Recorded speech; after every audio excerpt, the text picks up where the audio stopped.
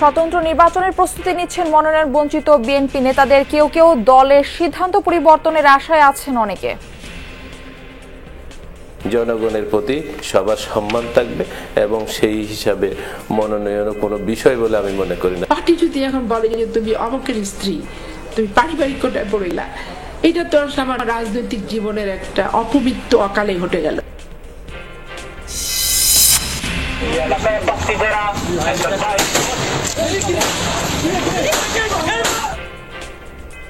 গণসংযোগকালে গুলিবিদ্ধ চট্টগ্রাম ৮ আসনের বিএনপি প্রার্থী এরশাদুল্লাহর পরিস্থিতি স্থিতিশীল। হতাহতের ঘটনায় এখনো ধরা পড়েনি কেউ।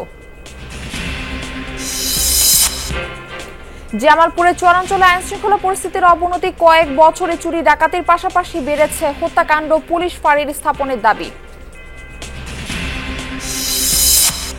টাইফুন কালমেগির আঘাতে ফিলিপাইনে প্রাণহানির সংখ্যা বেড়ে ১১৪, আরো শক্তিশালী হয়ে এগুচ্ছে ভিয়েতনামের দিকে, চীনেও সতর্কতা জারি।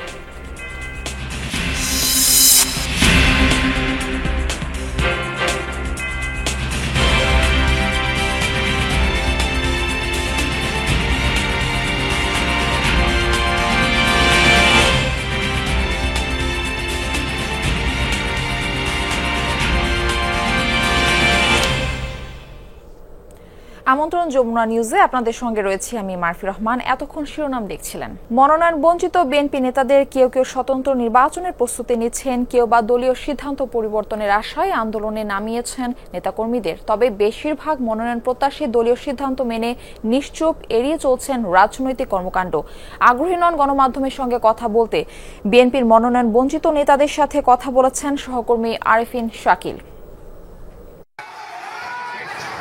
বিএনপির প্রাথমিক মনোনয়ন তালিকা ঘোষণার পর মাদারীপুর, সাতক্ষীরা, চট্টগ্রাম, চাঁদপুর ও মেহেরপুর সহ কয়েকটি সংসদীয় এলাকায় বিক্ষোভ করেন বঞ্চিত নেতাদের কর্মী সমর্থকরা। প্রার্থী বদলের দাবিতে অবরোধ, ভাঙচুরের মতো ঘটনা ঘটে।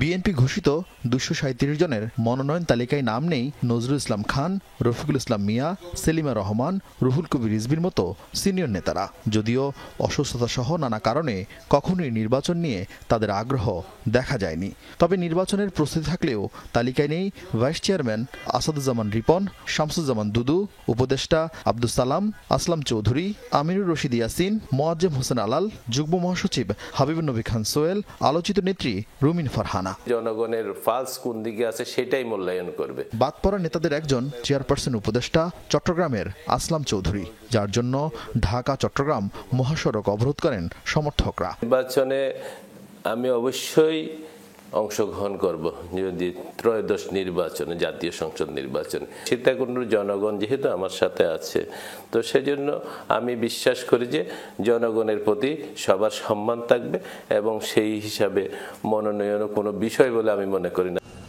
শুধু সিনিয়র নেতা নয়, অন্তত ৭ থেকে ১০টি আসনে মনোনয়ন বঞ্চিত হয়েছেন দৃশ্যপটে থাকা অনেক নেতাও। মিত্রদের সাথে আসন সমঝোতায় কপাল পুড়েছে অনেকের। এই নির্বাচনের পরে তো মেয়র নির্বাচন আছে, উপজেলা নির্বাচন আছে, বিভিন্ন কিছু আছে, এগুলোর মধ্যেও তো অনেককে নিয়ে আসা সম্ভব হবে। নিশ্চয়ই ভারপ্রাপ্ত চেয়ারম্যানের চিন্তায় আমি আছি, দেখা যাক, উনি অবশ্যই কিছু না কিছু একটা করবেন। এছাড়া এক পরিবারের এক আসন নীতির কারণে বাদ পড়েছেন আফরোজা আব্বাস, হাসিন আহমেদ, সৈয়দা আসিফা আশরাফি পাপিয়ার মতো রাজনীতিবিদরা। এত বছর পার্টি করার পর পার্টি যদি এখন বলে যে তুমি অমকের স্ত্রী, তুমি পারিবারিক কোটায় পড়িলা, এটা তো আমার রাজনৈতিক জীবনের একটা অপবিত্র অকালে ঘটে গেল। মনোনয়ন বঞ্চিত প্রায় সবাইকে টেলিফোনে দল বা রাষ্ট্রীয় দায়িত্বে মূল্যায়নের আশ্বাস দিয়েছেন বিএনপির নীতি নির্ধারকরা। আরেফিন শাকিল, যমুনা নিউজ, ঢাকা। চট্টগ্রামের বাইজিদ বোস্তামি এলাকায় গণসংযোগের সময় গুলিবিদ্ধ বিএনপি মনোনীত প্রার্থী এরশাদুল্লাহর পরিস্থিতি স্থিতিশীল রয়েছে। গুলিতে একজন নিহত ও আরও একজন আহত হওয়ার ঘটনায় এখনও কাউকে আটক করা যায়নি। হত্যাকাণ্ডের ব্যাপারে দ্রুত তদন্তের নির্দেশ দিয়েছেন প্রধান উপদেষ্টা। নিন্দা ও দ্রুত বিচার দাবি করেছেন বিএনপি মহাসচিব মির্জা ফখরুল ইসলাম আলমগীরও। প্রভাব বিস্তারকে কেন্দ্র করে বিদেশে থাকা শিবির ক্যাডার বড় সাজ্জাদের নির্দেশে ছোট সাজ্জাদের সহযোগীরা এই হত্যাকাণ্ড ঘটিয়েছে বলে দাবি নিহতের পরিবারের।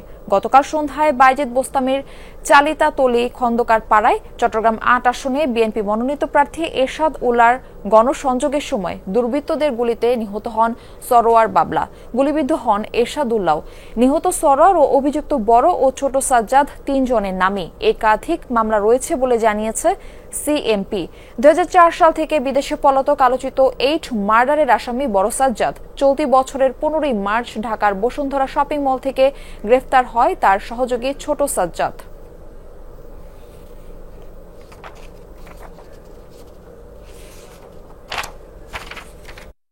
নভেম্বরে গণভোট, জুলাই সনদের আইনি ভিত্তি, পিআর পদ্ধতি চালু সহ 5 দফা দাবিতে মতিঝিল থেকে পদযাত্রা শুরু করেছে জামায়াত সহ সমমনা 8 দল। স্মারকলিপি দেবে প্রধান উপদেষ্টাকে। এ বিষয়ে আরো জানাতে সেখান থেকে যোগ দিচ্ছেন সহকর্মী তানজিম শাফিন। পদযাত্রা তো শুরু হলো, দাবিগুলো বিষয়ে কি বলছেন শীর্ষ নেতারা?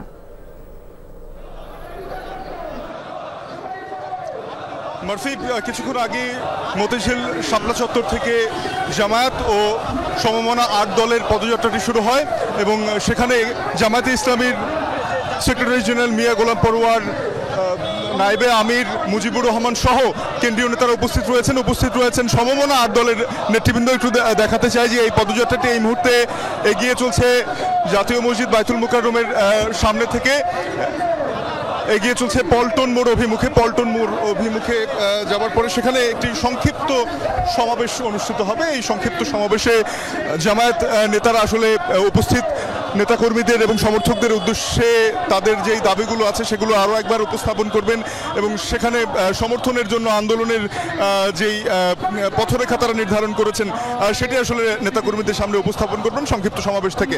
তো এর পরপরই আসলে সেখান থেকে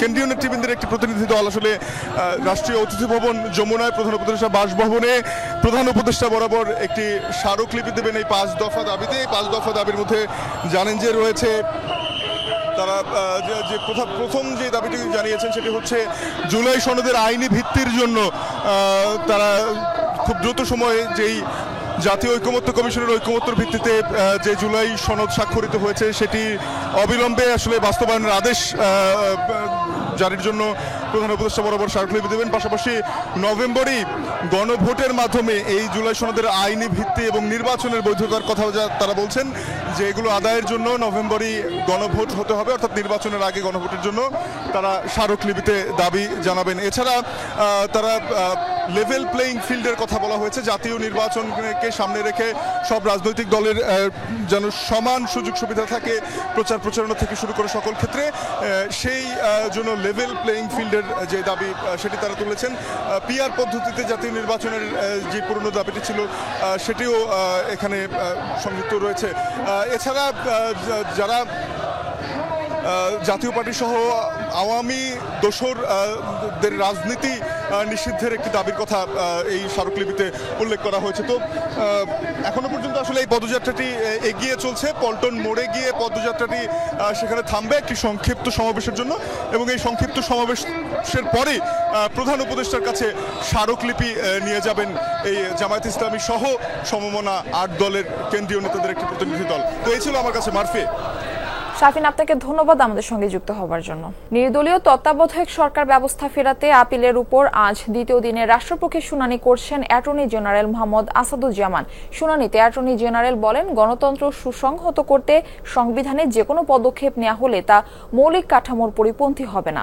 সকালে প্রধান বিচারপতির নেতৃত্বে আপিল বিভাগের পূর্ণাঙ্গ বেঞ্চে তিনি আরও বলেন, তত্ত্বাবধায়ক সরকার ব্যবস্থা বাতিলের পেছনে যে যুক্তি দেওয়া হয়েছিল তা ছিল উদ্দেশ্য প্রণোদিত ও ভ্রান্তপ্রসূত। বুধবার প্রথম দিনের শুনানিতে অ্যাটর্নি জেনারেল বলেছিলেন, তত্ত্বাবধায়ক সরকার বাতিল হওয়ার কারণে দেশের নির্বাচনী ব্যবস্থা ও গণতন্ত্র ধ্বংস হয়েছে। এর আগে বিএনপি, জামায়াত ও সুজন সহ বিশিষ্ট নাগরিকদের পক্ষের আইনজীবীরাও তত্ত্বাবধায়ক ব্যবস্থা ফেরাতে তাদের আইনি যুক্তি তুলে ধরেন।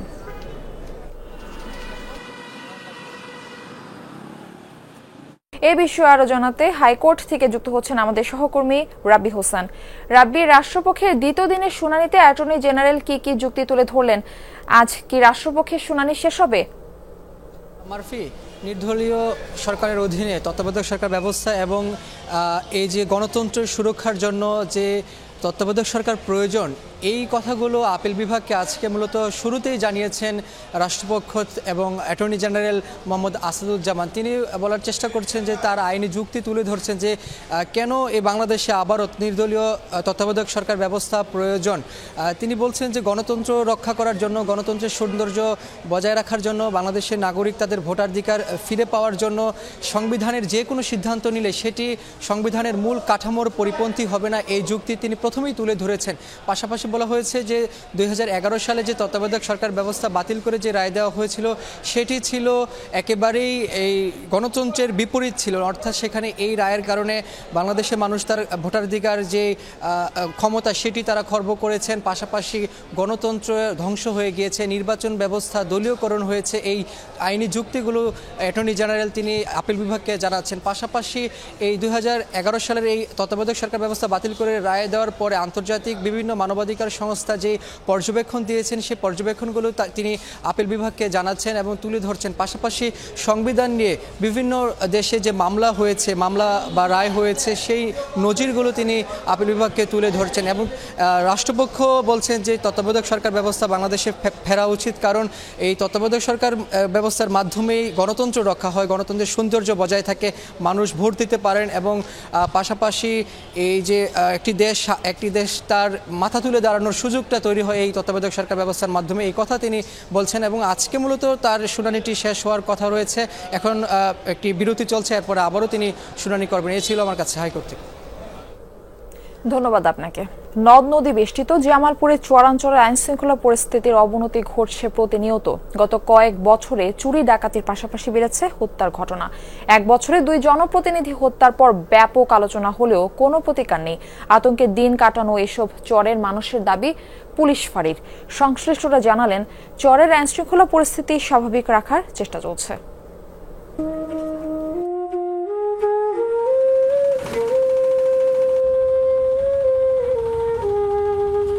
মূল ভূখণ্ড থেকে নৌকায় ঘণ্টাখানেকের যাত্রা, অবশেষে তীর গিয়ে ভিড়ে বিচ্ছিন্ন এক চরে।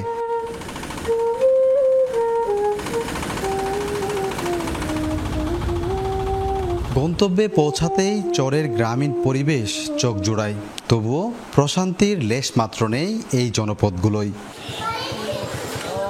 বিদ্যুতের সংযোগ গেছে অনেক দিন আগেই, তাই সূর্যাস্তের পর চরগুলোই হয়তোবা অন্ধকার নেমে আসে না, কিন্তু আতঙ্ক পিছু ছাড়ে না। গরু বাছুর পাইলা খাওয়া আমাদের খুব কষ্ট হয়। চোর ডাকাতের ভয়ে আমরা এখানে কারো কাছে কোনো কিছু বলতে পারি না। 5-7 বছরের ভিতরে অনেকই ঘটে গেছে, খুন খারাপি, জমি জমা নিয়ে হামলা। জামালপুরের চরাঞ্চলগুলোতে এমন অনিশ্চয়তা নিয়েই বসবাস স্থানীয়দের। গত 1 বছরে দুর্গম এসব চরে 3টি হত্যাকাণ্ড হয়েছে, যার মধ্যে 2 ইপু সদস্যের হত্যা সাড়া ফেলেছিল গোটা জেলায়। চরাঞ্চলের আইন শৃঙ্খলা পরিস্থিতি অবনতির দিকে যাচ্ছে। হত্যা, ডাকাতি, চুরি, ছিনতাইয়ের ঘটনা বেশি ঘটছে। চরের আইন শৃঙ্খলা পরিস্থিতি স্বাভাবিক রাখার জন্য ফাঁড়ির পাশাপাশি কমিউনিটি এবং বিট পুলিশিং বাড়ানোর দাবি স্থানীয়দের। থানা পর্যন্ত যাইতে অনেক সময়ের দরকার, যে কারণে আমরা প্রশাসনিকভাবে পূর্ণ যোগাযোগ রাখতে পারি না। এখানে যদি একটা ফাঁড়ি থানা হতো তাহলে মাদক নেশাগ্রস্ত এটা বন্ধ হইতো। পুলিশ ফাঁড়ি বা তদন্ত কেন্দ্র তৈরির উদ্যোগ নেওয়ার আশ্বাস দিলেন পুলিশ সুপার। স্থানীয় যে সমস্ত প্রতিনিধি আছেন তারা যদি কখনো এইগুলোর উদ্যোগ গ্রহণ করেন, আমরা সেগুলো অবশ্যই আমরা পুলিশ হেডকোয়ার্টার সেভাবে প্রেরণ করব এবং সে জায়গায় আমরা পুলিশ ফাঁড়ি বা তদন্ত কেন্দ্র স্থাপনের জন্য আমরা ইনশাআল্লাহ উদ্যোগ গ্রহণ করব। জেলার ইসলামপুর, দেওয়ানগঞ্জ, মাদারগঞ্জ ও সরিষাবাড়ির চরাঞ্চলগুলোর দূরত্ব থানা থেকে গড়ে 20 কিলোমিটারেরও বেশি। সাগর ফরাজি, যমুনা নিউজ, জামালপুর। দর্শকেরই মধ্যে জানিয়েছে চট্টগ্রামের বাইজিদ বোস্তামি এলাকায় গণসংযোগের সময় গুলিবিদ্ধ বিএনপি মনোনীত প্রার্থী এরশাদ উল্লাহর পরিস্থিতি স্থিতিশীল রয়েছে। আরও তথ্য জানাবো সহকর্মী মামুনুর রশিদের কাছ থেকে। হামলার পর এতটা সময় পেরিয়ে যাওয়ার পরও দুর্বৃত্তদের শনাক্ত না করার ব্যাপারে পুলিশ কি বলছে? এই ঘটনায় কি কোনো মামলা হয়েছে?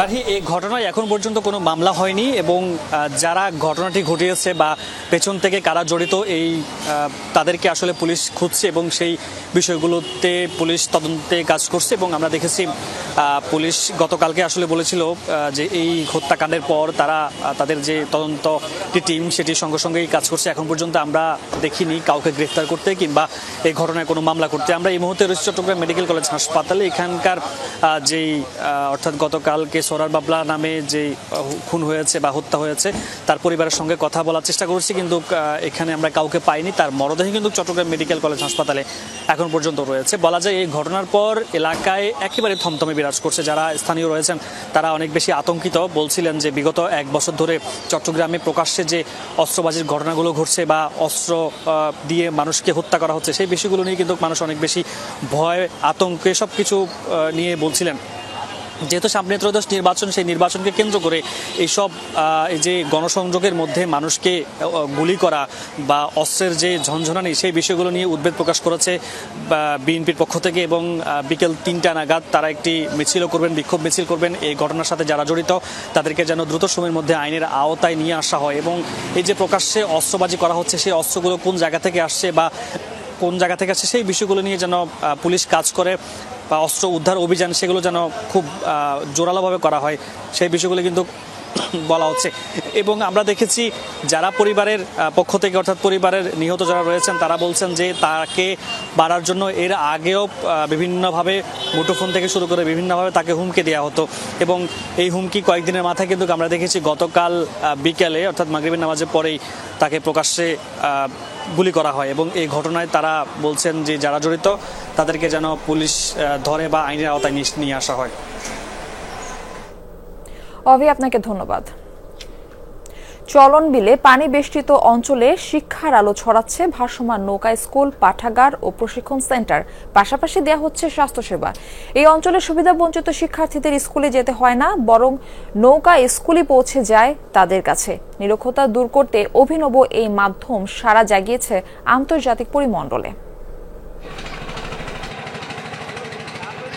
পানিতে ভেসে বেড়াচ্ছে আস্ত এক পাঠশালা। চলন বিলের মানুষের কাছে নৌকা স্কুল নামে পরিচিত। চলনবিল অধ্যুষিত পাবনার চাটমোহর, ভাঙ্গুড়া, ফরিদপুর উপজেলার নদ নদীতে চোখে পড়বে ব্যতিক্রমী এই নৌকাগুলো। এ অঞ্চলের শতাধিক গ্রামের মানুষ বছরের প্রায় 6 মাস থাকে পানিবন্দী।